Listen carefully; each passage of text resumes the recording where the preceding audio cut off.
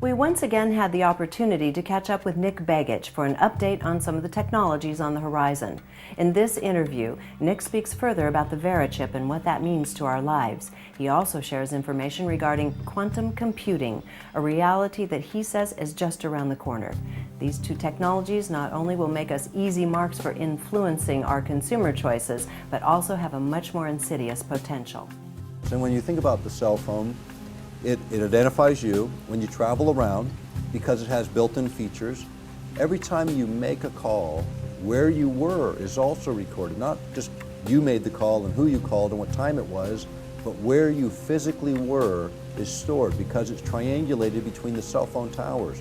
So your movements are traced as well. And when you start to think about this, one of the things that's forecasted, because the cell phone is unique enough to use so that as data mining occurs, where lots of information is collated about individuals, and then you walk by the electronic billboard down the street and you're carrying your cell phone, and the billboard recognizes you personally because of that cell phone, and then based upon your entire profile starts pitching the advertising messages that you're most likely to respond to. How far away is that?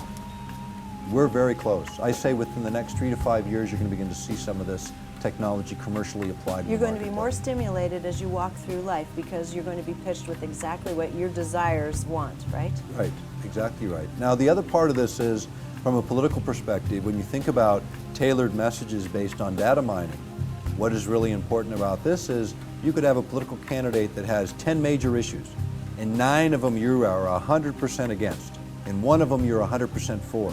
He's going to isolate which of those issues you're in favor of, and those are the only messages you're ever going to get from that candidate directly, either by mail or by the the push polls or whatever mechanisms, so that they can manipulate you into believing that this person resonates with your same belief system when 90% of their agenda is something you would fight vigorously against.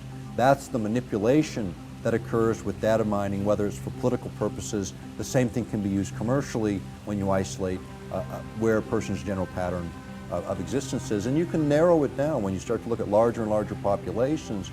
You can draw some very important analysis from that from a marketing perspective. That's why Google is becoming so important, because they're collecting all of that data, which is allowing for a honing of marketing. This is perhaps our best interview yet with Nick, and you can watch the full version by going to ConsciousMediaNetwork.com.